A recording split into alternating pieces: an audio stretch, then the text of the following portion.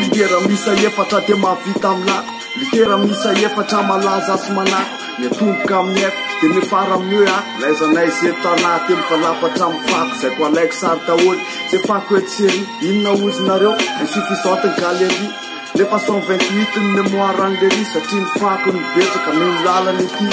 tsy fantatro ny budget ny fako hoe ohatrinona tsy anjarako koa zany fa anjarany commune fa mifantatra teo hoe tsisy mirarany ininina dia ena miara-be nyokotra paisy no mistila mampalahelo le hoe sy mba lalan'andralanitra orylanitra samy andro fakakana amin'Andriamanitra nosinay manakarena fa tiananay mahantra raha-boatondrafitra ny tapapako hoe fanao asaramanitra